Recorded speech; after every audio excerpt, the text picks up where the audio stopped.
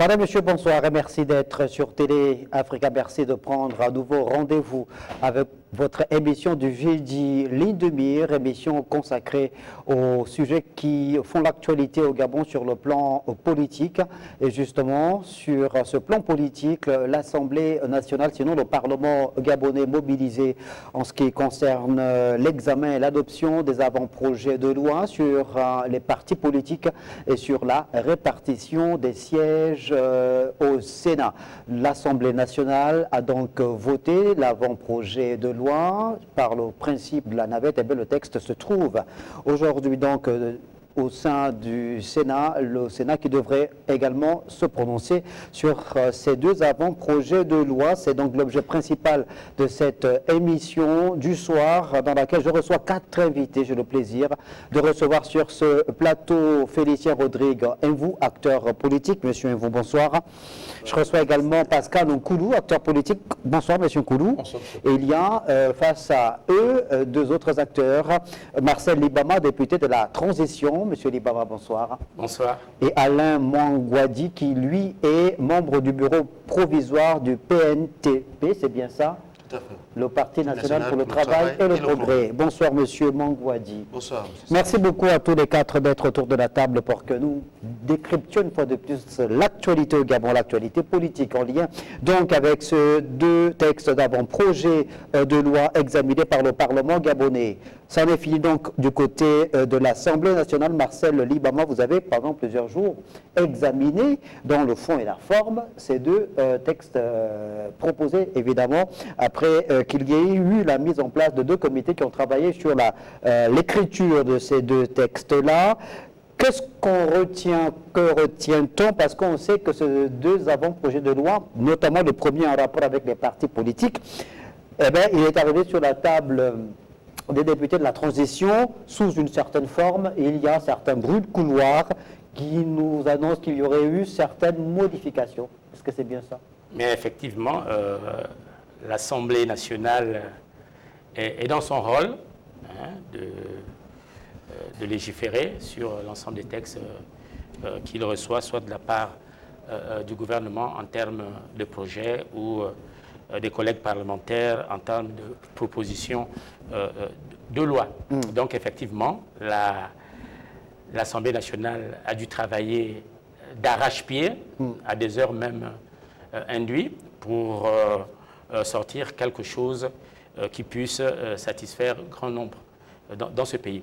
Donc il y a eu un certain nombre d'évolutions parce que on avait aussi un objectif, c'était celui de réduire, conformément aux orientations du dialogue national, de réduire le nombre des partis politiques. Donc il fallait un peu revoir les conditions de création des partis politiques. D'accord, on va aller étape par étape. Pour ce qui est de la proposition qui avait été faite lorsque le texte est arrivé sur la table du député de la transition, il était annoncé au titre des conditionnalités qui devaient désormais sous-tendre la création des partis politiques au Gabon, qu'il fallait désormais avoir pour un parti politique 5 élus nationaux, je pense 15 élus, 25. Non, au texte initial. Bien sûr, oui, avant modification, je crois 15 élus comme conseillers locaux, 9000 adhérents, et après amendement, discussion au sein de la Chambre du Parlement qu'est l'Assemblée nationale, on retient donc qu'il a été retenu qu'il faut donc désormais avoir 3 élus nationaux, 25 conseillers locaux, au lieu de 9000, mais 12 000 adhérents avec NIP, le compte bancaire et le siège. Alors, à ce stade de l'échange, qu'est-ce que ça vous inspire, vous, Félicien Rodrigue, vous? J'ai essentiellement 3 observations. La première observation est que il y a une forme de prolongement de la transition. Je m'explique. Nous sommes en 5e République, mais par le jeu des dispositions transitoires, on a fait admettre et on l'a corrigé que le Parlement de la transition et les démembrements locaux de la transition, donc de l'ancien gouvernement de la transition, vont jusqu'au renouvellement de leur terme. Or, on ne peut pas prendre ces dispositions transitoires et dire également dans le même temps, et en tenant compte qu'on ne peut pas y avoir de modifications dans l'année électorale, de nouvelles modifications, donc ça fait un double écueil au point où on arrive à répartir de nouveaux postes, de nouveaux sièges électoraux sans découpage électoral, sans délimitation des sièges et, in fine, sans véritablement le peuple souverain ne s'exprime pas et on n'a pas un recensement général de la population pour permettre à ce qu'on puisse réellement opérer ces différents changements. Donc je note, pour la troisième observation, c'est qu'il y a une volonté de certains acteurs qui poussent le chef du gouvernement, qui est en même temps président de la République, à pouvoir légiférer par ordonnance et à pouvoir proposer un projet, un avant-projet de loi qui tend en réalité à faire perdurer la transition, parce que nous allons nous retrouver dans des limites, dans des hors délais, parce qu'en réalité les élections sont prévues pour le 27 septembre. Or, si d'aventure, à travers la navette des textes et à travers la loi que l'on prend, mais qui ne peut pas être applicable, parce que tout simplement, elle ne peut pas être opérationnelle, ça va nous amener vers un report d'élection. Est-ce que c'est ce que nous avions souhaité en allant au dialogue? Félicien Rodrigue, vous émettez une inquiétude au cas où le texte ne serait pas adopté à l'identique après une seconde lecture par le Sénat. On n'en est pas encore là, tout comme vous avez embrayé un peu sur la deuxième thématique en rapport avec la répartition des sièges. Évidemment qu'on va aborder ce point, mais restons sur les conditionnalités. L'avant-projet de loi, le premier texte en ce qui concerne les partis politiques. Allez, Mwangwadi. Alors, donc, on avait proposé 5 élus nationaux, désormais c'est 3. Ce n'est pas encore adopté, on va dire, mais bon, l'Assemblée a voté. Hein, l'Assemblée nationale, pas encore le Sénat. Donc, on retient que pour l'Assemblée nationale, il faut 3 députés nationaux, 25 élus locaux, au lieu de 9 000, mais 12 000 adhérents avec NIP. Comment vous réagissez du côté du PNTP? Bien.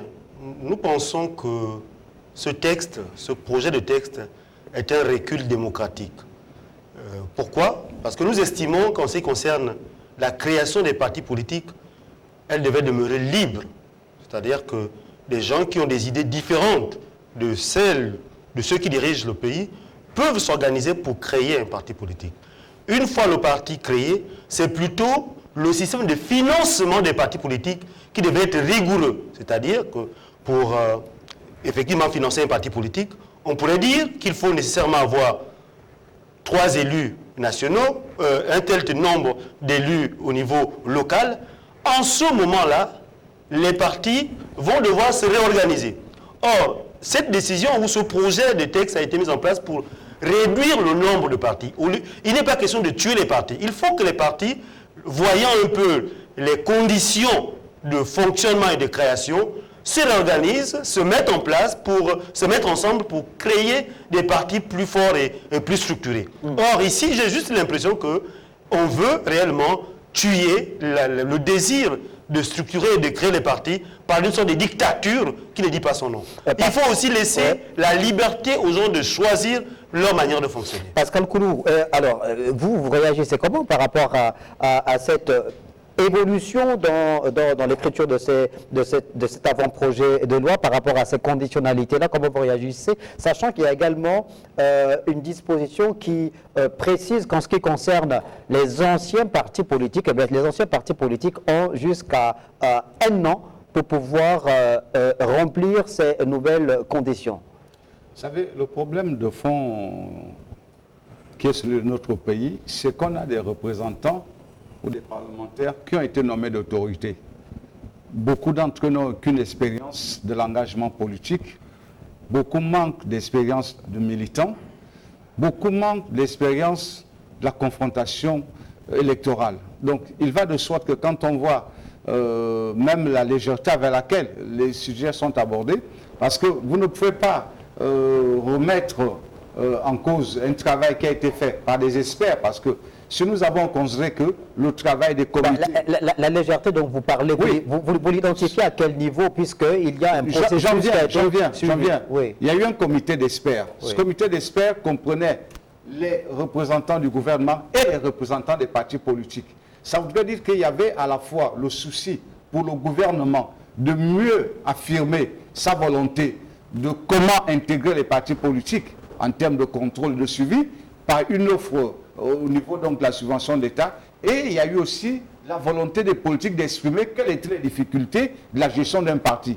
Ils se sont accordés sur un certain nombre de points, notamment ramenés à 9 000 au lieu de 18 000. C'est-à-dire, la marche était de 18 000, le comité d'experts a dit 9 000.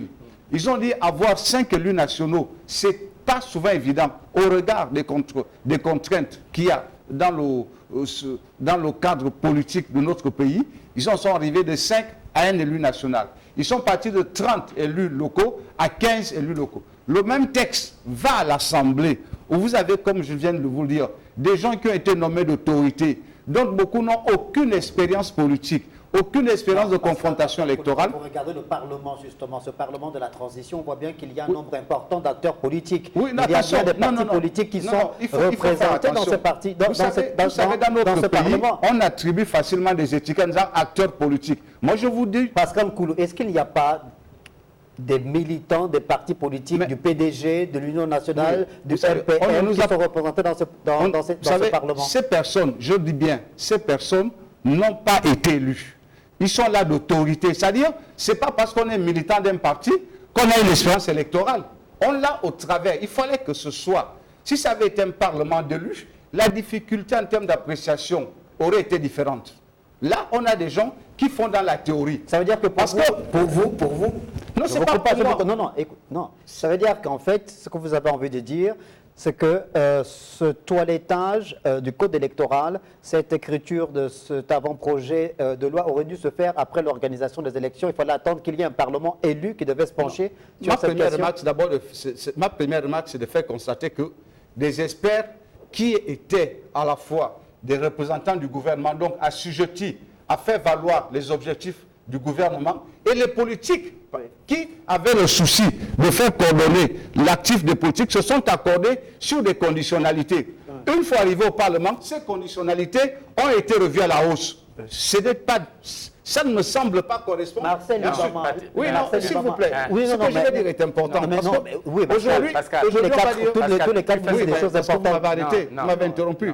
Aujourd'hui, on va dire que le Parlement, ce Parlement est un Parlement d'autorité. Ce n'est pas un Parlement d'élus. D'accord. Okay. Et attention, et quand il décide de faire, d'aller au-delà des propositions qui ont été faites par le comité d'experts, ça veut dire qu'ils sont dans la théorie. Est-ce que ça veut dire que l'Assemblée nationale devrait adopter ou laisser passer cette proposition comme une lettre à la poste parce que ça a été rédigé par des experts selon vous? Non, ça veut dire que leur élément de référence, n'ayant pas pour beaucoup d'expérience dans le domaine querellé, leur élément de référence, c'est ce que les experts ont fait. Est-ce que vous partagez ce point de vue, Marcel Libama? Pascal fait ce qu'on appelle un peu au quartier le mauvais cœur. Si on l'aurait choisi comme député de la transition, il ne serait pas exprimé comme ça. Il ne dit pas la même chose pour le président aussi. On ne l'a pas élu, mais ici, il félicite le président dans toutes ses actions. Quel président actuel, avant qu'il ne soit président, le président de la transition. On pouvait dire la même chose pour lui. Non, il y a des hommes et des femmes dans ce Parlement qui sont rompus sur la chose politique. Quand vous regardez au niveau du Parti démocratique gabonais, c'est pratiquement des anciens députés. Ça veut dire que vous n'allez pas me dire que les gens comme Paul Biogemba, les gens comme Angélique Ngoma, les gens comme Blaise Boulembe, Imongo et bien d'autres n'ont aucune expérience. Leur expérience a tellement élevé notre pays qu'on peut s'en réjouir. Mais M. Libama, ça c'est autre chose. La qualité à l'expérience.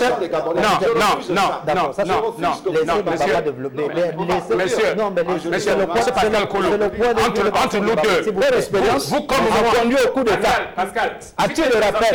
Leur expérience a conduit au coup d'État. On t'a jamais élu. S'il vous plaît, c'est un débat. On s'est présenté au même moment aux élections locales. J'ai pu me faire élire comme conseiller municipal de la ville de Franceville. Vous n'avez pas pu vous faire élire au niveau du 6e arrondissement de Franceville. Donc quand même, j'ai goûté à la gestion d'une municipalité. Donc quand même, Non, il ne faut pas dénigrer les autres. Je n'ai pas dénigré. C'est une transition. Nous avons été tous nommés. Mais dans ce Parlement, je l'aurais dit, il y a les hommes et les femmes de qualité. Alors, sur les éléments techniques, même des patriotes. sur les éléments techniques, Donc, Marcel, sur les éléments techniques, sur les parce que- éléments techniques, quand Pascal, Pascal fait observer à juste titre qu'il y a eu une évolution dans cet avant-projet de loi en partant du texte qui a été élaboré par les experts, justement, qu'est-ce qui peut justifier le fait qu'on soit passé de 5 élus nationaux à 3, donc on a diminué, et qu'on ait augmenté le nombre d'adhérents, qu'on soit parti de 9 000 à 12 000? Sur quel élément vous êtes, le Parlement, enfin l'Assemblée nationale, c'est-il? Il faut comprendre qu'il y a un objectif qu'on a. Que ce soit les experts, que ce soit le Parlement, il y a un objectif, et celui-ci. Il y a trop, c'est ce qu'on s'est dit au dialogue, il y a trop de partis politiques pour un petit pays d'à peine 2 millions d'habitants. Il y a trop de partis. Donc il faut essayer de revoir les conditions, pour ne pas dire les conditionnalités, pour créer un parti. Si là, on a vu les choses, on a corsé un peu les choses pour parler un peu de manière triviale. On est passé de 3 000 à 9 000 à 12 000 aujourd'hui. Il faut un siège, il faut un compte bancaire, Oui. il faut, comment on appelle ça? Il faut un certain nombre de choses, un certain nombre de conditions 25 qu'il faut remplir, qui ne seront plus faciles à remplir parce que même les 12 000 membres là qu'il faut avoir, il faut aussi que ça soit adossé à des NIP pour qu'il n'y ait pas dans les fichiers des militants qui se baladent. Donc il ne faut pas perdre de vue cet objectif de réduire le nombre de partis politiques, pour qu'on ait des partis politiques sérieux qui puissent rendre même des comptes au niveau de la Cour de compte pour justifier l'utilisation de l'argent public. Donc voilà un peu l'esprit qui a animé à la fois les experts et nous autres. Et quel que soit le nombre des experts, le Parlement garde toujours son droit à amender les textes qui sont soumis Rodrigue Félicien, vous. Mais bien D'accord. sûr. Oui, Je voudrais Rodrigue Félicien, vous. d'abord répondre à votre question, parce que lorsqu'on entamait cette émission, vous m'avez posé la même question. Non, ici, il faut voir les uns et les autres, parfois, insistent sur des détails. Je vous ai dit que, pour moi, l'un des problèmes que nous avons, c'est-à-dire que pour engager une meilleure représentativité, il faut remettre, parce que c'est ce qui a justifié le coup d'État, le coup de libération, il faut remettre les choses à plat. Or, dans l'actuel code électoral, il y a ce que je peux appeler du cosmétique. On fait voter maintenant nos amis les prisonniers, mais on ne parle pas du découpage, on ne parle pas de la délimitation, on ne parle pas du découpage administratif et politique. Or, c'est ça la base, c'est ça le fond du problème. Maintenant, pour revenir, moi je suis favorable, moi j'étais favorable, les députés ont même bien fait, mais parce que moi j'étais favorable pour les 18 000. Parce que ça part de quel principe? Ça part des faits vécus par nous tous ici. On a fait le référendum, on avait à peu près un corps électoral de 909 000. Et à peine moins de 650 000 ont voté. On est parti à la présidentielle. On a eu toujours un corps électoral avec les primo-votants qui avoisinait les 900 000 aussi. Et combien de personnes ont voté? À peine 606 000, selon les résultats officiels. Donc ça veut dire quoi par ces deux données? Si vous divisez 600 000, vous prenez 606 000, ou même 600 000 piles, vous le divisez par 12 000, vous trouvez pratiquement 51 partis politiques, arithmétiquement. Or, si vous les prenez par 18 000, vous trouvez à peu près 32 ou 33 partis. Or, dans la configuration de notre pays, est-ce qu'avoir 33 partis ou 51 partis ne vous semble pas assez représentatif de la réalité du corps électoral? Je pose la question à mon frère qui est en face, parce qu'il est un peu membre d'un parti. C'est beaucoup pour un petit pays comme le Gabon d'à peine 2 millions, dont le corps électoral, dans les faits des 2 dernières consultations, à peine 600 000 électeurs. Pourquoi maintenir un corps électoral où on va favoriser à travers 9 000 pour atteindre plus de 70 partis? Alors ici, il y a une forme d'affrontement de deux écoles en ce qui concerne justement cette restructuration du paysage politique national entre ceux qui défendent, comme Alain Mangwa dit, la démocratie, la liberté de pouvoir créer des partis politiques et d'user de la liberté d'expression, donc en démocratie, et puis ceux qui estiment qu'il faut justement réguler ce paysage politique en réduisant de façon drastique carrément le nombre de partis politiques. On est dans une forme de compte d'apothicaire, un processus qui est très long et très compliqué, ou bien non? Monsieur Silange Pambo, oui. Qu'est-ce qui favorisait la création des partis politiques? Ce sont les financements. Les gens se disaient qu'ils pouvaient se mettre à 2 ou 3, ils allaient s'inscrire comme parti, et ils avaient des ressources de l'État. C'est pourquoi nous pensons à notre niveau que le financement, les critères doivent être situés au niveau du financement. Je prends le cas des 12 000 qu'il faut donner. Oui. Vous pensez que nous sommes déjà en démocratie au Gabon? Dans tous les pays du monde, ce sont les responsables des partis dont on envoie les listes. On n'envoie pas les listes des adhérents. Parce que dans un pays comme le Gabon, où on traque tout le monde, on irait regarder tel Gabonais qui est adhérent des partis. Oui, comme il est adhérent des partis, il ne peut pas, par exemple, bénéficier d'une promotion sur le plan Mais administratif. pourquoi vous restez sur des schémas qui semblent être dépassés? Pourquoi vous pensez que le Gabon n'a pas Les cette schémas capacité ne également sont à faire pas- un bon qualitatif? Pourquoi? Vous pensez qu'avec les mêmes dirigeants qui ont eu les mêmes pratiques au bout de Mais 2 ou 3 Marcel les ans, applaudit. notre pays peut changer? Je dis non. Marcel les Nous sommes dans un processus de construction de notre parti, de notre pays. C'est-à-dire que nous devons aller progressivement vers les conditions qui vont mettre en place une véritable démocratie. La véritable démocratie, c'est comme vous le faites sur votre plateau, inviter tous ceux qui pensent de manière différente pour que les points de vue qui servent à construire le pays soient pris en compte. Or, aujourd'hui, quand vous regardez, ceux qui osent dire, par exemple, que le président fait mal, mais ils sont taxés d'ennemis. Ceux qui disent que le gouvernement fait mal sont taxés d'ennemis. Nous ne sommes pas encore la démocratie. La démocratie, c'est prendre, tenir compte. Si, on est en démocratie, parce que Oui, vous vous exprimez une librement. démocratie Vous de vous exprimez- façade, vous vous permettez que je non, le dise. vous vous exprimez librement. Oui, On est en c'était démocratie. l'Afrique qui m'offre le plateau. Vous pensez qu'une autre chaîne étatique peut permettre que Nalé Mouagodi aille s'exprimer comme il le fait? Bien sûr, vous C'est pouvez pourquoi, partager notre plateau. c'est pourquoi je dis, nous sommes dans un processus de construction de la démocratie.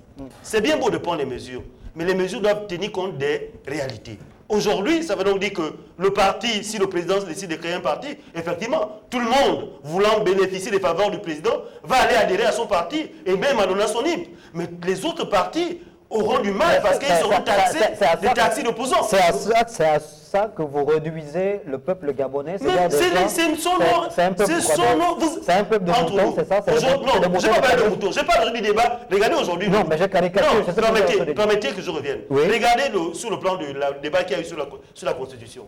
Tout le monde a voté la Constitution à plus de combien de pourcents? Mais aujourd'hui, les réalités nous rattrapent. Aujourd'hui, les gens ne comprennent même pas comment notre pays fonctionne. Les gens suivent, disons, le buzz. Oui, le président a pris position, mais qui critique clairement, comme certains, les décisions prises par le président, Bon, quand vous les dites- actions vous posées dites- par le Quand gouvernement? vous dites les gens suivent le buzz, Marcel Libama, qui est là, avait voté le président de la République. Non, il a voté non pour la Constitution. Non, Il a été pas- parmi les non, autres. non. Vous parlez du président de la République. Non. Marcel Libama a suivi le président, Rodrigue Félicien vous, Pascal Koulou également. Oui. Donc vous dites qu'ils ont suivi Non, le buzz, non, c'est ça? je pense, Marcel Ibama ici, j'ai été avec lui sur un plateau, il lui arrive quelquefois de dénoncer Non, tous les certaines trois, décisions. sur la table, les trois ont voté, ont suivi. Pascal soutenu- Koulou, bon, par- Pascal juste Koulou, Pascal bel et Rodrigue bien, qui est là. quelquefois, dénonce la Revenons à position du l'essentiel, président. revenons à l'essentiel. Voilà. Revenons à l'essentiel. Pascal Koulou. Alain Mouangouadi parlait de la réalité des faits. Mais la réalité des faits aussi, comme Rodrigue Félicien Rodrigue vous l'a dit, c'est qu'il y a 104 partis politiques. Il y a des partis politiques qui existent depuis plus d'une dizaine d'années ou une vingtaine d'années qui n'ont pas de siège, qui n'ont pas de compte bancaire, qui n'ont jamais eu même un seul élu national. Des partis politiques, je vais dire, au rayonnement ou à la notoriété complètement confidentielle. Qu'est-ce qu'on en fait pour la démocratie? Quel est l'apport de ce type de partis politiques pour une démocratie dans Voilà. une démocratie? Ce débat est un débat malsain. Pour Je vais vous quelle prendre un raison, exemple. pour quelle raison est-il malsain? Oui, un débat malsain. Parce qu'au Gabon, si on avait à prendre des exemples, allons jusqu'au fond des choses. Est-ce que vous connaissez dans ce pays quelqu'un qui aurait affiché l'étiquette d'opposant et qui aurait été même chef de service dans l'administration publique? Il faut C'est-à-dire qu'on soit responsable. Allez au fond de votre pensée. Je vous pose la question. Allez au fond Parce de que votre développement. je vais prendre des exemples précis. Vous savez, nous sommes tous des citoyens gabonais. Nous savons ici que pendant tout le long règne des Bongo, dès que vous abordez une étiquette différente de la leur, vous aviez deux issues possibles. la clochardisation sociale, c'est-à-dire, quelles que soient vos compétences universitaires, vous ne pouviez absolument pas parvenir à vous nourrir en tant que citoyen. L'autre issue qui était la plus mauvaise, celle que nous on a connue, c'est l'emprisonnement. Donc, non, il faut, quand on dit... Attendez, il faut tenir compte, non, il faut tenir compte du vécu des responsables de ces partis politiques. Quand vous êtes au chômage, que vous craignez la prison, comment faites-vous pour avoir de l'argent et aller en course contre quelqu'un à qui on a remis 50 millions, à qui on a remis 40 millions? À partir de là, il n'y a aucune possibilité que vous soyez élu. Pire, le discours politique qui était utilisé était le suivant. Oh, il veut venir parce qu'il veut s'enrichir. A contrario, eux, ils sont devenus riches en pillant l'État. Donc, le discours, ce discours que l'on tient, ils ont fait 10 ans sans aller aux élections. Mais dans quelles conditions vos élections? C'est-à-dire que tous les partis politiques n'étaient pas logés. Tous les partis politiques n'étaient pas logés à la même enseigne. 40 millions. Monsieur, voilà. Vous êtes allé aux élections législatives, vous aviez combien? Non, on est là sur un plateau. Plus de 40 millions. Bon. Plus de 40 millions. Et vous voulez dire en tant que militant du PDG, investi par le PDG. J'en parle parce que je connais ce que les candidats du PDG ont reçu en 2018. Ils avaient plus de 40 millions. Quelqu'un qui ne travaille pas, il reçoit 40 millions. Et c'est cette même personne qui vient vous faire la moindre disant, oui, mais vous ne pouvez pas gagner l'élection. Moi, je rembourse le crédit que j'ai pris en 2018. Il y a des élections dans 3 mois. Je suis en train de vouloir vendre mes voitures pour aller être candidat. Donc, on ne peut pas comparer les résultats obtenus entre celui qui fait l'œuvre de Jacob et ceux qui reçoivent l'argent de l'État. Mieux, non seulement il y avait cette pression financière qu'il crée auprès des populations, mais le déroulé du processus électoral est encore entre leurs mains. Ça veut dire que la manipulation des résultats électoraux, il n'y avait aucune transparence. Donc aujourd'hui, oui, parce que quand vous posez le problème en disant, ils ont fait 10 ans. On a fait 10 ans dans quelles conditions pour ne pas avoir les résultats? C'est pour ça, moi, je plaide, un peu comme M. Alain le dit, démocratisons la vie politique de notre pays. Et là, vous savez, c'est malsain de dire, vous voulez être candidat à une élection, mettez 1 million. On ne voit plus la valeur discours, on voit la valeur argent. Donc, ça veut dire quoi? C'est important, M. Pamela. Non, on est monopolisé par la parole. Vous êtes 4 invités sur le plateau. Ça veut dire quoi? Ça veut dire qu'aujourd'hui, tel que notre pays avance, ce n'est pas le président de la République qui est à l'origine de ça. Ce sont ceux qui savent que si on démocratise la vie politique, ils ne peuvent pas réémerger, qui créent ces conditions d'exclusion. Et là, par rapport à notre Constitution, il y a un viol de la liberté du citoyen parce que la Constitution garantit à chacun le droit de crier et de vivre de par l'expression politique qui lui sied. Là, on est foutu. Marcel Libama, Pascal Koulou vient de mettre le marqueur sur un point essentiel, celui évidemment de la puissance ou la surface financière des partis politiques.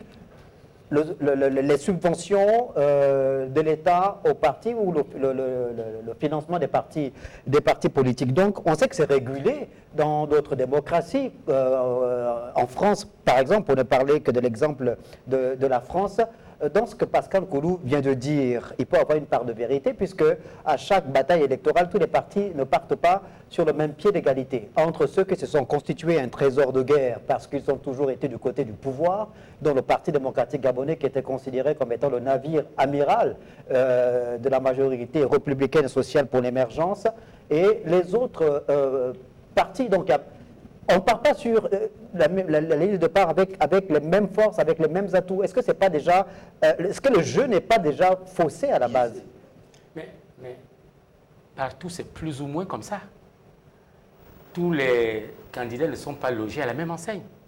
Oui, mais tous les candidats ne jouissent pas de l'argent du trésor pour financer, sa campagne électorale. Si vous voyez, si on reste dans ces schémas-là, nous n'allons pas avancer. Non, mais on veut que le Gabon change. Oui, ce que vous dites. Vous voyez là tout de suite, là, la taxe sur le texte. Oui. C'est qu'on oublie de dire. Moi, Marcel Libama, je vous le dis, hein, les yeux dans les yeux. Je n'ai pas voté.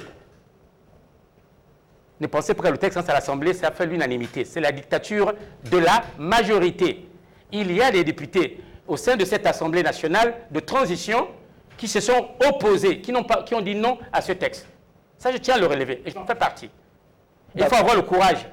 Et on n'est pas nombreux à le faire. Mais puisqu'on demande... Et j'ai envie de dire que certains qui parlent, parce que là, nous avons en face de nous un chef de parti, parce qu'il sait que les conditionnalités là, qu'on a mis là, son parti là, est appelé à mourir. On est dans le fond. C'est pas possible. Donc il se bat aussi, Attendez. il se bat aussi pour sa chapelle. Attendez, Hein? non. Le PDGiste, il est tranquille. Hein? Il sait que 12 000 ou 18 000 ou 25 000 ou 30 000, c'est un Gunda pour le PDG. Ils vont passer.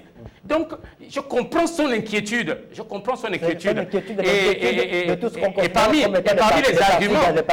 les arguments que nous avons évoqués lors du débat à l'Assemblée nationale, puisque le débat était public, lors du débat et même à la salle Jonas à l'Assemblée nationale, nous on se disait que nous craignions la disparition des partis historiques qui font partie du patrimoine, hein, le parti comme le PGP, le parti comme le Morena et bien d'autres partis, parce que les anciens partis vont s'arrimer aux nouvelles conditions. Ils ont un espace de 12 mois pour qu'ils produisent aussi les adhésions. 12 000, qu'ils produisent aussi un siège, qu'ils produisent aussi un compte bancaire, qu'ils produisent un nombre de choses. Donc nous craignons que le patrimoine politique national, j'ai parlé de ces partis-là, il y en a bien d'autres, puissent disparaître du paysage politique. Oui, tous les partis, vous faites référence aux partis historiques. Les partis historiques ont su se renouveler sous d'autres cieux. Hein. Le RPR de Jacques Chirac s'est mué en UMP, c'est devenu les Républicains. La loi et puis le PGP dont vous parlez, que vaut-il aujourd'hui? Non, Vous savez, il y a des partis, aux États-Unis, il y a des partis aux États-Unis, des partis en France qui n'ont jamais pu parler aux élections, ils continuent à vivre sur le papier, sur le plan légal qui existe. Oui, mais est-ce que le PGP aujourd'hui peut avoir 20 000 adhérents aujourd'hui? Le PGP? Oui. Mais même ceux dont vous pensez, là, ne peuvent pas avoir. Parce qu'il faut comprendre que nos partis fonctionnent plus avec des sympathisants qu'avec vraiment des militants. Oui, le PDG ne peut pas avoir 12 000 adhérents parce que personne ne va vérifier leur NIP. Si on avait à confronter les NIP du PDG, là n'est pas le débat. Je 12 000 voudrais adhérents. au cœur du débat. C'est pas vrai. Qui est que, Ce que tu dis n'est pas vrai. est-ce que nous trouvons tous qu'il y a trop de partis au Gabon? On reprend la question, oui, il y en a trop. La deuxième question, comment on fait pour qu'on ait des partis viables? Qu'est-ce qu'il faut faire? Et ceux qui ont les experts, comme la majorité au Parlement, ils ont pensé qu'il faut relever les standards. Il faut passer pour essayer de freiner cette course, cette multiplication des partis politiques. Félicien Rodrigue, vous, par rapport justement... Maintenant, sur la lettre, on peut en débattre. Par rapport à ces conditionnalités, on a évoqué la question de façon succincte lors des récentes émissions. Est-ce qu'au regard de la réalité du terrain, la réalité des faits, 104 partis politiques, tous les partis politiques n'étant pas logés à la même enseigne en termes de nombre d'adhérents, de surface financière, de sièges, etc., est-ce que l'heure n'est pas au rassemblement, aux grands ensembles, aux coalisations, la mise en relief de coalitions justement entre ces différents partis politiques-là? Mais bien sûr, c'est même plus que nécessaire. Je voudrais répondre à la suite de ce que le frère a dit. Non, ce qu'il a dit était juste il y a 20 ans, il y a 25 ans. Plus que qu'observons-nous depuis 2011. On observe que, et Marcel Ibama l'a dit, et vous l'avez contredit en disant que valent encore les anciens partis. Mais les démissionnaires d'alors, qui ont quitté le PDG, sont devenus les premiers partis dits de l'opposition. À l'exemple de mon ancien camarade Jean Ping et de tous les gens qui l'ont suivi. Mais c'est les PDGistes où sont passés les véritables opposants depuis 1990. Poutine, ça va être toujours là. Oui, mais la question que son PGP aujourd'hui. Oui, peut-il rassembler aujourd'hui? Voilà. Peut-il rassembler aujourd'hui? Vous placez les anciens PDGistes, vous placez Muti Zamba, les Gabonais sur 100 Gabonais. Autant Muti Zamba paraît comme quelqu'un d'intègre. Mais ils vont suivre le PDGiste qui est resté longtemps aux affaires. Le RPM de vous voyez, le Alexandre parti Barros de l'Union nationale, c'est Mimoto. C'est-à-dire que regardez bien la configuration. Oui. Mais vous allez voir que c'est la reconfiguration, elle est faite par les démissionnaires et ceux qui sont partis au PDG et que le peuple a loué en pensant que ce sont eux qui vont amener le changement.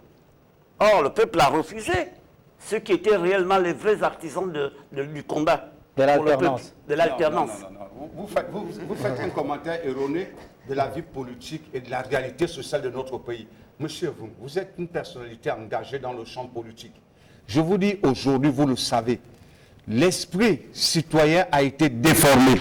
Les gens ne vont pas aux manifestations publiques par conscience citoyenne, ils y vont par conscience motivée. Il faut que l'on soit Motivé par les réaliste. acteurs politiques, par les acteurs politiques que vous êtes. C'est-à-dire Que vous aujourd'hui, le seul La acteur politique qui s'est motivation. essayé Oui. à cet exercice, C'est Pierre Mamboundou. qui a failli réussir, c'était Pierre Mamboundou. Mais il a mis combien de temps avant d'atteindre l'apogée? Mamboundou a mis presque 20 ans en éduquant les gens, en faisant en sorte qu'on ne vient pas à un meeting parce qu'on est transporté. On ne vient pas à un meeting parce qu'on va recevoir une canette et de l'argent. Mais vous avez cultivé, vous, un militant assis sur la motivation financière. Ne dites pas si quelqu'un organise, les gens ne viendront pas. Parce que vous avez établi le rapport citoyen n'existe plus. Ça, c'est la faute du PDG. C'est pour ça que j'ai dit aujourd'hui, quand on considère qu'il y a trop de partis politiques, ce discours vise à quoi exactement? Ce discours vise à faire en sorte que le citoyen ne peut plus bénéficier d'expressions transversales, c'est-à-dire d'opinions qui, librement pensées, peuvent être communiquées à tout le monde. Parce qu'il n'a pas d'espace pour s'exprimer. Chaque fois qu'il va avoir un handicap, il est obligé de se taire. C'est ce qui fait en sorte que, lorsque l'on va aux élections, l'élection de proximité la plus importante, c'est l'élection législative. La plupart des PDGistes ne font pas écho du parti. Ils disent, votez-moi, je suis votre fils. Ils ne parlent pas des politiques publiques. Ils parlent du rapport C'est une familial réalité qu'ils ont. dans tous les partis politiques. Oui. Tous les candidats font la Mais même non, chose. Non, Quand ils c'est vont dans surtout leur le pays. localité. En plus, sur le fond, pourquoi? mais- Parce que, non, il y a un élément de pression. Si vous ne me votez pas, je perds le poste de directeur général. Si vous ne me votez pas, je suis plus ministre. Si vous ne me votez pas, le président ne fera rien pour vous. Donc, il faut qu'on sorte. Il faut qu'on sorte. C'est du chantage. c'est Oui, le- C'est un sondage politique qui est même attaqué. j'étais candidat, c'est pas une de sondage. Parce que quand on est candidat, Non, je dis, c'est du chantage, on a en selon vous. retour le discours que développent vos adversaires.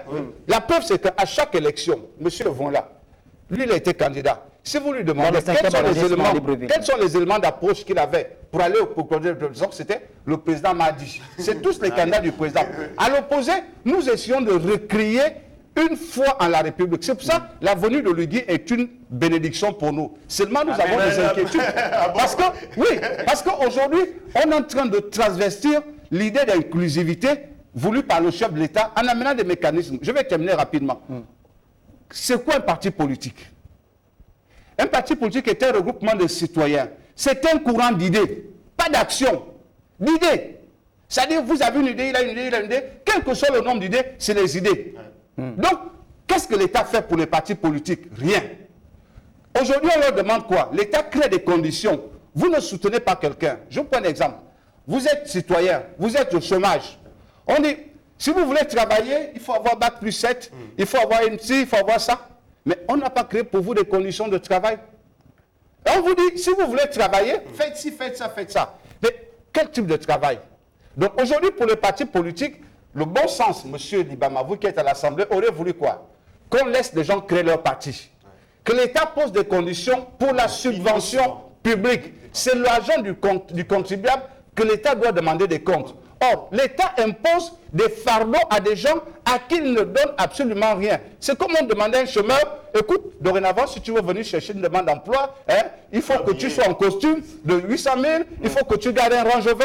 Donc, toutes ces choses-là, c'est de la dictature financière. Non, l'autre réalité, et moi, je me battrai pour que le président n'aille pas dans ce sens-là. Pascal Koulou, l'autre réalité, je vais poser la question à Marcel Libama, l'autre réalité également, c'est que, en parlant justement de ces partis politiques, on connaît le PDG, évidemment, qui était le parti considéré comme, par certains comme étant le parti État, c'était le parti au pouvoir pendant plusieurs décennies, et puis il y a d'autres acteurs politiques ayant été soutenus et ayant une surface financière assez forte qui ont pu créer des partis politiques. On a parlé de ces anciens PDGistes qui ont créé des partis comme Zachary Miboto, comme Hugues-Alexandre Barrot-Chambrier et les autres. Il y a les opposants historiques dont on a parlé, les Rejombe, les Angonjo, les Mouitin Zamba, Pierre-Claver Moganga Moussavou, les Maïla, etc. Évidemment. Et puis il y a d'autres formations politiques considérées comme étant des partis dits gazelles, qui, pas de surface financière, pas de moyens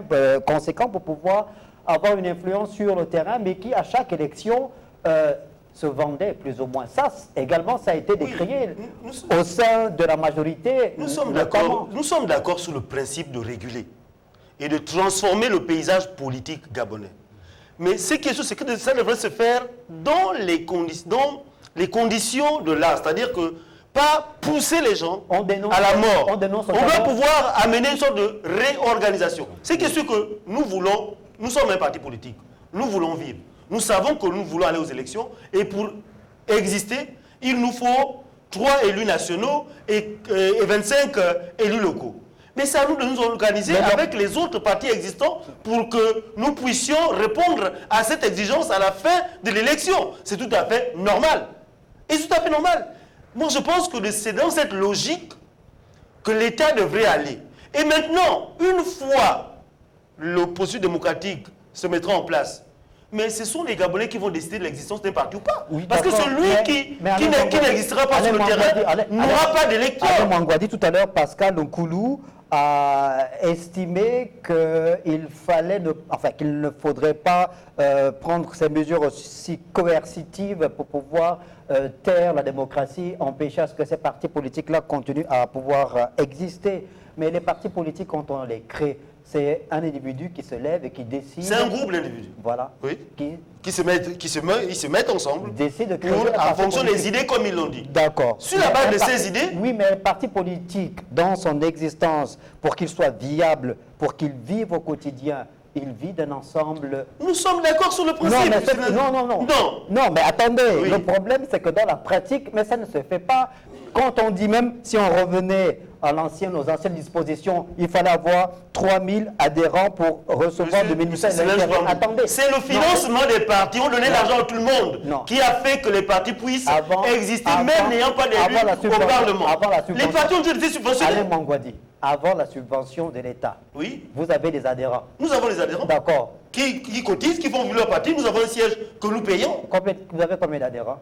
Mais nous sommes dans le processus d'adhésion. La réalité dont parle Pascal Ce sont les Koulou. partis existants. Pascal Koulou est acteur politique. Oui. Combien d'adhérents dans son parti cotisent chaque fin de mois? Vous savez, Est-ce qu'il peut- est-ce qu'il peut nous il y a dire- une décision qui a est-ce qu'il été peut nous prise. parler- Non. Il y a une décision. Déjà, le gouvernement a dit, ils ont dit qu'il y a 1 an. Il y a un processus, c'est-à-dire que ça commence maintenant et les partis vont travailler pour régulariser leur situation.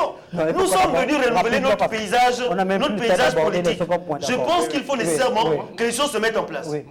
Moi, par contre, vous savez, nous avons toujours une part de responsabilité dans tout ce qui nous arrive. Le rôle du parti ne se résume pas uniquement à la conquête du pouvoir et à sa conservation. Les partis politiques aussi ont un rôle d'éveil de conscience, de citoyenneté. Mais quels sont devenus des citoyens gabonais? Il a parlé des 40 millions qu'ils avaient, c'est les 30 millions qu'ils avaient. Et tout le temps que le pays déjà a passé, c'est les meetings qu'il faut sponsoriser, c'est les 2000, c'est les 5000, c'est après la réunion, on donne quelque chose. Donc nos populations, le bon candidat est celui qui mouille. Est mouillé. Vous savez, je vais raconter une anecdote parce que je suis député à l'Assemblée nationale, mais vous rencontrez difficilement quelqu'un qui vient vous demander, qui vient vous poser des questions sur les lois que vous votez. Ils ne savent même pas que le député, son rôle, c'est de légiférer, c'est de contrôler l'action du gouvernement, c'est d'évaluer les politiques publiques. Mais on juge le député sur les dons qu'il a eu à donner, sur tel siège, sur un certain nombre de choses qu'on est en train de faire. C'est ce qui met au devant. C'est pourquoi certains députés, quand ils arrivent à l'Assemblée nationale, il n'a pas besoin de se battre, il n'a pas besoin de s'exprimer. Il sait que quand il va arriver, avec des friandises, les bonbons, comme un sapin de Noël, avec tous les cadeaux, il sera élu. Donc il y a un travail d'éducation politique qu'il faille engager. Vous vous souvenez, dans une certaine époque, moi, Marcel Ibama, j'avais lancé des campagnes de démoutonisation. Comment voulez-vous quelqu'un qui est en chômage, quelqu'un qui est victime du système, c'est le même? Comment expliquer que celui qui veut encore soutenir son bourreau, comment ça peut s'expliquer? D'accord. Donc, il y a un travail pour moi à faire auprès de nos populations. C'est pourquoi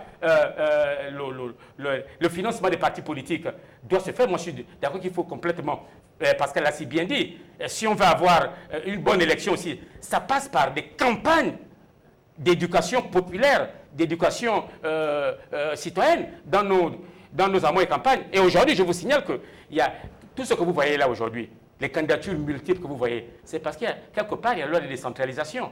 hein, comme disait un va parleur rapidement- français, on va rapidement- que beaucoup viennent parce qu'il y a l'argent qui va arriver Marcel Libama. dans les collectivités locales, Marcel c'est le Libama. moment d'y Il nous aller, reste ça moins de devient 10 juteux, minutes. Il nous reste vous moins de 10 comprenez? minutes avant de mettre un terme à l'émission. Donc, On va nous juste- avons mis la conquête du pouvoir un peu au devant, Oui. la conservation au devant, et nous n'avons pas suffisamment, de mon point de vue, travaillé sur l'éducation des masses. Félicien Rodrigue, et vous justement là, on s'engouffre dans la brèche ouverte par Marcel Libama sur la répartition des sièges. C'est le deuxième avant-projet de loi qui a été examiné par l'Assemblée nationale. Donc on va passer de 143 députés désormais à 145 avec les 2 députés de la diaspora. Et puis il y a une augmentation de 18 sénateurs aussi, puisqu'on aura désormais, selon le texte là, qui est l'avant-projet de loi, 70 sénateurs. J'ai envie de vous entendre sur cette évolution. Oui, le problème c'est que pour moi ce n'est pas une évolution notable dans la mesure où on n'est pas passé dans les aspects les plus essentiels Lié au redécoupage électoral, c'est ça? lié au Et découpage administratif? Oui, et parce que pourquoi? Prenons la nouvelle loi qui a été adoptée par les députés. Mais elle est susceptible d'être remise en cause par le Conseil, par la Cour constitutionnelle de la transition. Parce que tout simplement, lié aux aspects qui concernent la possibilité, oui ou non, vous voyez, c'est tout l'État qui va être arrêté par la possibilité, oui ou non, le président peut créer un parti ou adhérer à un parti. Vous voyez, ça bloque tout le système. Et vous savez que lorsque un dossier est envoyé à la Cour constitutionnelle, c'est un caractère suspensif. Donc vous voyez bien que même la navette du texte des députés va être un peu stoppée au niveau du Sénat. Parce qu'il faut attendre... C'est déjà arrivé, hein, je te signale. Oui, c'est déjà arrivé, mais il faut attendre la réponse de la Cour constitutionnelle parce que la Cour constitutionnelle s'est prononcée. Or, la Cour constitutionnelle s'était déjà prononcée en son temps sur le même dossier. Or, maintenant, imaginons que la Cour dise, répond par la négative. Vous pensez qu'il y aura encore un empressement des démissionnaires, il y aura encore un empressement d'organiser les élections pour le 27? D'où je dis, moi je suis suffisamment prudent. Il faut regarder les choses, il faut observer et il faut analyser. Par contre, lui, il a dit quelque chose, mais il a apporté un élément de réponse sans le savoir. Si d'aventure son parti va aux élections, il a une élue nationale, admettons même 4 conseillers municipaux, ils sont une dizaine comme ça, mais ils doivent s'associer, et vous l'avez dit, ils doivent s'associer pour créer un seul parti, eux-mêmes pour exister, pour être conformes à la loi. Sinon, tous les 10 vont disparaître parce qu'ils sont pris de manière individuelle. En réalité, les dispositions là ont créé ce qu'on appelle, et je l'ai dit déjà sur ce plateau, un éparpillement des forces. En réalité, l'objectif ici, c'est de faire en sorte que tous ceux qui pensent qu'ils peuvent exister tout seuls, ou bien qui n'ont pas les moyens, que n'appartiennent pas au grand groupe, en fait, on veut forcer tout le monde, ça, je suis obligé de le dire sur ce plateau, on veut forcer tout le monde à être dans les grands groupes, à être dans les grands blocs, ou à être dans les grands partis. Et parce que ceux qui ont les grands partis, ceux qui ont les grands blocs, ce sont ceux qui ont les moyens. C'est ça la réalité. Mais qu'on ne peut pas dire au peuple gabonais. Pascal Koulou, sur la répartition des sièges. Oui. Sur la répartition des sièges. L'histoire de l'humanité nous a montré que tous les conditionnements conduisent à de la dictature. Il faut faire attention avec ça. Il faut faire extrêmement attention. Dès que l'on a des mécanismes de contrôle de l'évolution d'un individu, quel que soit le plan, cet individu subit le conditionnement de ce qui le conditionne. Il faut faire extrêmement attention. Aujourd'hui, notre pays amorce une nouvelle phase à la fois de réconciliation nationale, c'est-à-dire entre citoyens, mais également un nouveau rapport à la loi, donc avec l'État. Dans ce nouveau rapport à la loi, je pensais qu'il aurait été plus favorable pour tout le monde de laisser les gens, comme on dit, se libérer, en étant capables de s'investir selon leurs conditions et à leur niveau. Et ensuite, que l'État dise, si tu existes pour bénéficier des aides de l'État, voilà ce que tu dois faire, voilà ce que tu dois faire. Le débat est différent. Or là, on est d'abord à te conditionner pour exister. Or, cette conditionnalité va amener les gens à faire compte de leur volonté. Sur la répartition des sièges, l'augmentation du nombre de sénateurs, voilà, qu'en dites-vous? La proposition, et j'espère pour vous dire ce que M. vous dit, parce que la loi sur les partis politiques est à l'Assemblée. On parle de 52 sénateurs, on parle de 52 sénateurs, on parle de 52 sénateurs à 70. Vous dites? Oui. Aujourd'hui, ce qu'il faut faire, c'est quoi? Ça dit que regardez cette loi. On ne parle pas d'indépendants au sens où, quelle est leur responsabilité au cas où ils forment des groupes d'indépendants? Il n'y en a pas. Donc, il faut faire attention et laisser les choses évoluer de manière à ce que... Vous ne répondez pas à ma question. La répartition des sièges C'est la troisième fois que je reviens sur ça. Voilà, non, j'allais justement répondre, parce que les indépendances, c'est la même chose. Oui. Rien ne dit qu'à la prochaine mandature, là, hein, on aura des élus en majorité dans les partis. Non, vous n'avez pas répondu. Non, votre question est importante. Non, monsieur, bon, je réponds. Voilà ce qui va se passer. Oui. Ils disent qu'il faut que les gens se regroupent. Mais quelle est la base de regroupement si vous avez des élus éparses? Écoutez, non, monsieur, non, c'est pas nos débats. C'est important. Si monsieur voit un parti, monsieur Libama un parti, monsieur Mangoni un parti, il a un élu, 2 élus, 3 élus, 4 élus. Mais supposons que sur le terrain, leurs idées se sont opposées. Et vous leur demandez qu'une fois à l'Assemblée, ils s'unissent pour exister. Alors que le principe qui condamne aujourd'hui l'électeur et l'élu, c'est que tu dois être fidèle à ta base. Aucun texte ne dit ça, Pascal. Oui, C'est bon.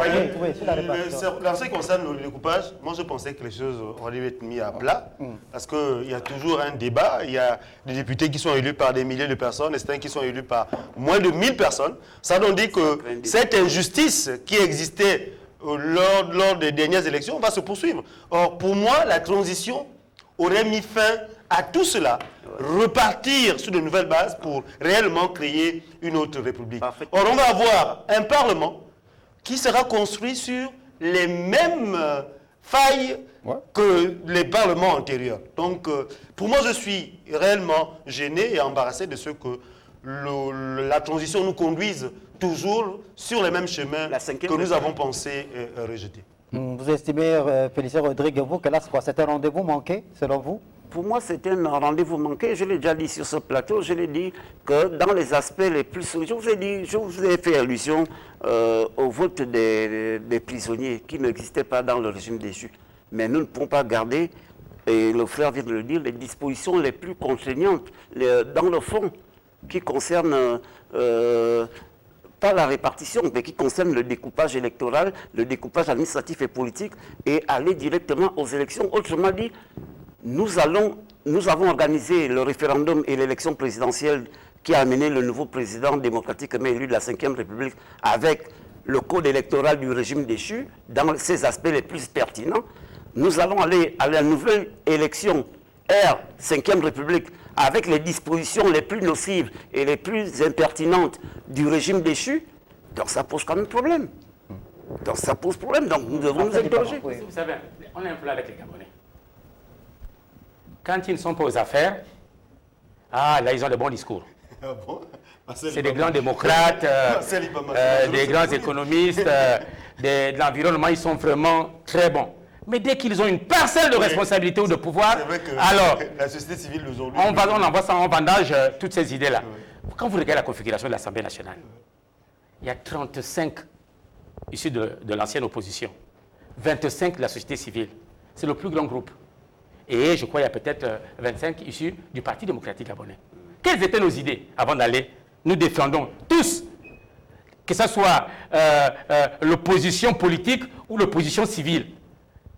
On se battait pour la réduction du nombre de députés. Mais quand vous arrivez maintenant à l'Assemblée, il n'y a plus beaucoup de monde pour défendre ce que nous défendons. Nous sommes restés 2 ou 3 tondus et quelques pélés pour défendre cela. Aujourd'hui, nous sommes dans la transition. Nous sommes 98. Est-ce que le pays se porte mal? Nous sommes 98 par députés. Est-ce que le pays se porte mal? Au contraire, en 2 ans, nous avons fait ce que les députés qui étaient 143 n'ont pas pu faire en 14 ans. Vous avez fait quoi? Non.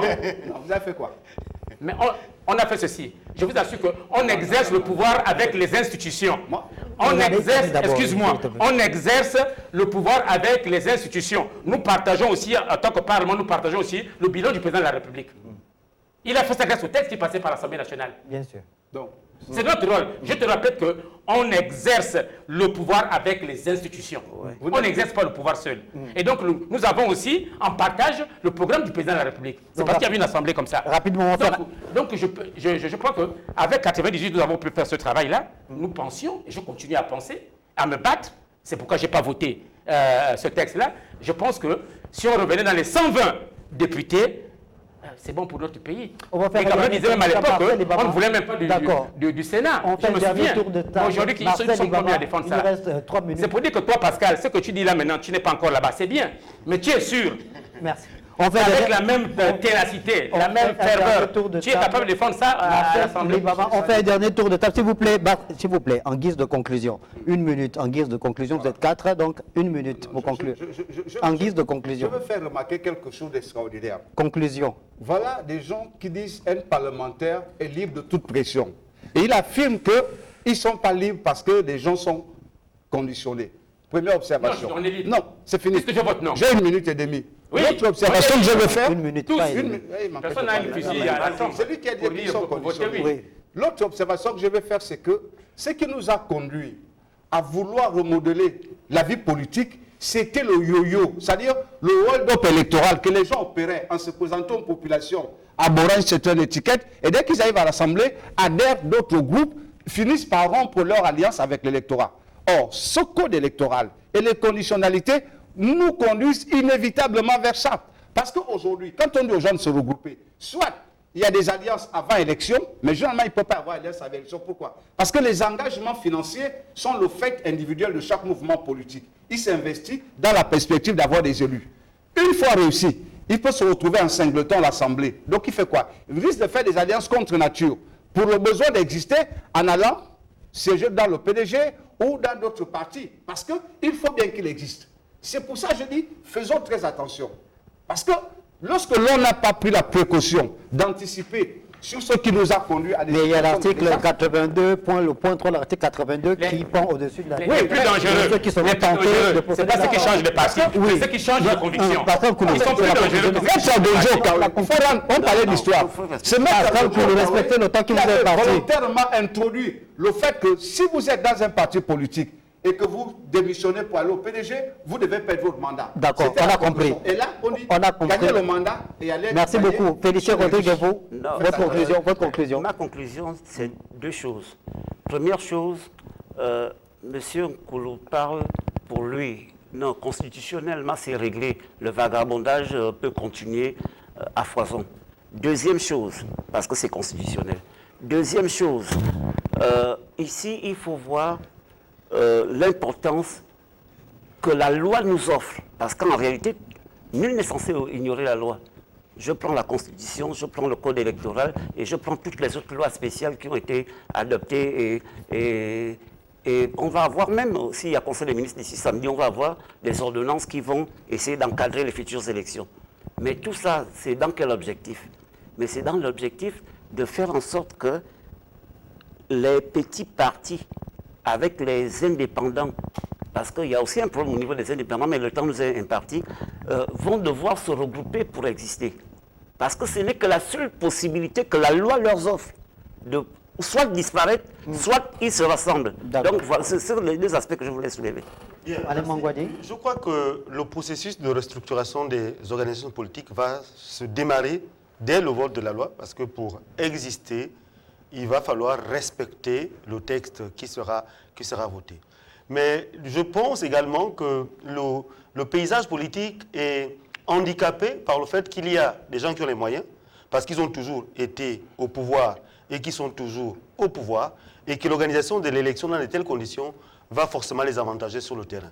Mais j'interpelle les Gabonais à se dire que nous voulons réellement un renouvellement de la classe politique, et ceux qui vont être peut-être les meilleurs candidats n'auront pas forcément les ressources qu'il faut lorsqu'ils seront devant eux, qui tiennent compte de cela. Marcel Libama, votre conclusion. Mais il y a une occasion unique qui s'offre devant nous, cette élection législative, pour faire que l'Assemblée nationale ne soit pas une chambre d'enregistrement, qu'arrivent à l'Assemblée nationale des hommes et des femmes capables de changer les choses. Parce qu'il faut une masse critique. Il faudrait qu'il y ait des gens, ce qu'ils disent à l'extérieur aujourd'hui, qu'ils soient capables demain, quand ils seront à l'Assemblée nationale, pour changer les choses. Tant que vous n'avez pas une masse critique au niveau de l'Assemblée nationale, tant que vous avez les gens de peu de foi, de peu de conviction, qui à l'extérieur vantent la démocratie, vantent la citoyenneté, la République, mais quand ils arrivent à l'intérieur, ils sont dans les comportements ethniques, provinciaux, locaux, et voilà, la République au village. Et on retombe dans les mêmes travers. Il faudrait placer la République au-dessus de tout. Parce que dans l'histoire des répartitions et autres, quand vous êtes là, vous allez constater que chacun se bat pour son département, se bat pour sa province, même s'il y a pour son canton, pour sa route, même s'il y a 2 maisons, 5 habitants, il voudrait avoir son sénateur, il voudrait avoir son député, sans justifier le pourquoi. Et vous aurez des zones tout entières. Je prends par exemple le cas de la ville de Mwanda, là où vous avez le département de Bombi-Léo, là où vous avez 2 communes, la commune de Mwanda et la commune de Mounana, la commune de Mwanda avec deux arrondissements. Si vous voyez le corps électoral de Mwanda, il a plus de 20 000. Et cette localité n'a qu'un sénateur. Mais enfin, à un moment donné, j'ai l'impression qu'on est en train de marcher sur la tête. Vous avez des localités, moins que ça, ils ont 2 sénateurs. Donc il y a des incongruités dans ce document qu'on a du mal à accepter. Le texte est en seconde lecture. Pourquoi on arrive là? Non, c'était la conclusion. Merci. Le texte est en seconde lecture. Ça fait mal. D'accord, on a compris. Il faut des patriotes, On va poursuivre le débat prochainement, la semaine prochaine, je pense, dans notre émission 21h, le grand rendez-vous le mardi, pour continuer, parce qu'après, évidemment, puisque le texte est désormais sur la table des sénateurs, on aura donc voilà, peut-être une modification. On va revenir donc sur cette actualité. Merci à tous les 4 d'être passés autour de la table pour que nous mettions le marqueur sur cette forte actualité en lien avec ces 2 avant-projets de loi qui sont donc en examen au Parlement. Merci de nous avoir regardés. Bonne suite des programmes sur Télé Africa.